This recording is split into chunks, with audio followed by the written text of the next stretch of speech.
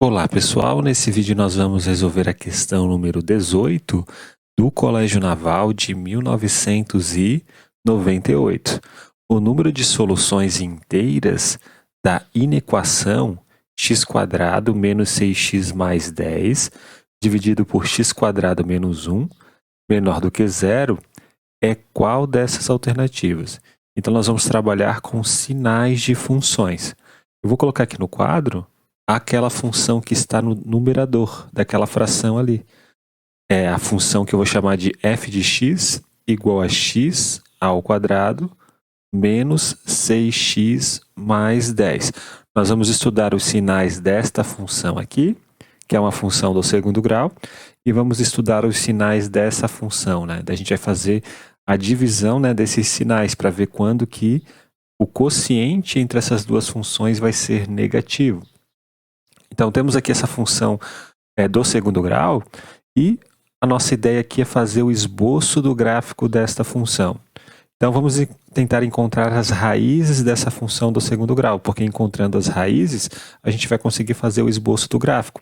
A gente sabe que isso daqui é uma parábola, o gráfico dessa função vai ser o gráfico de uma parábola, e a concavidade dessa parábola vai ser voltada para cima, porque o número que multiplica aqui o x ao quadrado é 1, que é positivo. Se fosse negativo, então a concavidade seria voltada para baixo. Então vamos começar a pesquisar sobre o discriminante desta função do segundo grau. Quem é o seu discriminante? O delta, né, vou chamar de delta, o discriminante é b² menos 4ac, ou seja, menos 6 ao quadrado, que dá 36, menos 4, vezes 1, vezes 10. Ou seja, o delta é 36 menos 40. Em outras palavras, o delta é menos 4. Ou seja, o discriminante é negativo. O que isso significa? Significa que esta função do segundo grau, ela não possui nenhuma raiz real. E, portanto, o esboço do gráfico dela vai ser o seguinte, eu vou colocar aqui no quadro. Ó. Vai ser uma parábola, e como ela tem concavidade voltada para cima, e como ela não passa aqui no eixo x, né, porque ela não tem nenhuma raiz real, já que o discriminante é negativo, então esse vai ser o gráfico, né, o esboço do gráfico dessa função do segundo grau. E perceba que para qualquer x que a gente pegue aqui, para qualquer x, o seu y correspondente é negativo. Né? Para qualquer x que a gente pegue, o y correspondente é negativo justamente porque essa parábola está toda acima do eixo x. O que isso significa? Significa que o f de x, a gente pode até colocar assim, é positivo para todo x pertencente ao conjunto dos reais.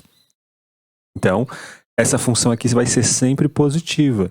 Logo, como essa função aqui do numerador ela vai ser sempre positiva, a gente só precisa se preocupar com os sinais da função que está aqui no denominador. Quando essa função aqui for negativa, então positivo dividido com negativo vai dar negativo. A gente não está interessado em valores de x, tais que x² menos 1 é positivo. A gente só está interessado em valores de x, tais que x ao quadrado menos 1 é negativo. Porque a gente sabe que isso aqui é sempre positivo. Positivo dividido por algo negativo vai dar negativo. Então, estamos procurando valores de x na reta real, tais que x² menos 1 vai ser negativo. Então, vamos lá. Perceba que, como x² menos 1 está aqui no denominador, então, a gente não pode ter para valor de x nem o número 1, nem o número menos 1, né? Porque se nós colocarmos aqui no lugar do 1, do x, melhor dizendo, o número 1, 1 ao quadrado vai dar 1. 1 menos 1 dá 0, a gente não pode fazer uma divisão por 0. Da mesma forma, o número menos 1 ao quadrado dá 1, 1 menos 1 dá 0. Então, vamos colocar aqui a função g de x. G de x é igual a x ao quadrado menos 1. Aqui é tranquilo de nós descobrirmos as raízes, né, dessa função. Inclusive, eu acabei de falar quais são as raízes. A gente pode usar o fato de que isso daqui é um produto notável, né? X ao quadrado menos 1 é a mesma coisa que x ao quadrado menos 1 ao quadrado. Isso aqui é igual a x menos 1 vezes x mais 1. Então, a gente sabe que as duas raízes dessa função g são 1 e menos 1, né? Daqui a gente observa que o número 1 é uma raiz, e daqui a gente observa que o número menos 1 é uma outra raiz. Logo, como isso é uma parábola, né, o gráfico dessa função g é uma parábola com concavidade voltada para cima, porque o número que multiplica o x ao quadrado é 1, que é positivo, e como essa função do segundo grau ela tem raízes 1 e menos 1, o gráfico dela vai ser assim, né? Vai passar aqui ó, no menos 1 e vai passar aqui no 1. Então vamos colocar aqui no quadro o esboço do gráfico dessa função g de x. Aqui está o esboço do gráfico da função g de x. Perceba que a parábola passa aqui no menos 1, passa aqui no 1 também, né? E tem a concavidade voltada para cima. Lembre que a gente está procurando valores de x, tais que x² menos 1 é negativo, né? Perceba que para esses valores daqui, ó, que estão à direita do 1, por exemplo, para qualquer um desses valores, ó, a sua imagem pela função g é um número positivo. Para qualquer valor que está à direita do 1, a imagem desses valores de x que estão à direita do 1 pela função g vai ser um número positivo, ó, né? Vai dar sempre um número positivo. Da mesma forma para valores que estão para cá, para a esquerda do menos 1. Para qualquer valor de x que a gente pegue à esquerda do menos 1, a imagem desses valores de x pela função g vai ser positivo. Então para cá, essa função g ela também é positiva.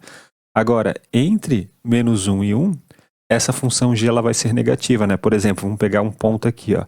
Qual que é a imagem desse ponto pela função g?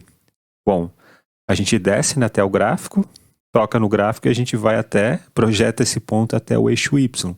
Então aqui ó, é o número negativo.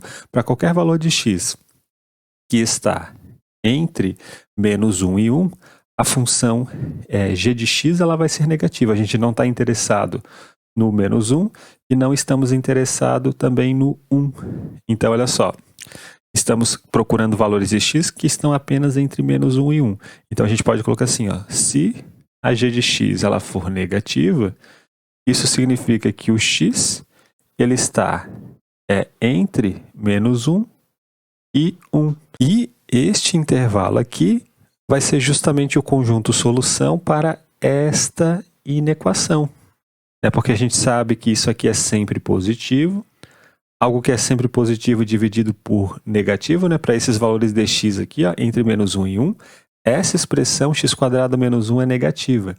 Então, toda essa desigualdade, ela só vai ser negativa para esses valores aqui, ó, para esses valores entre menos 1 e 1.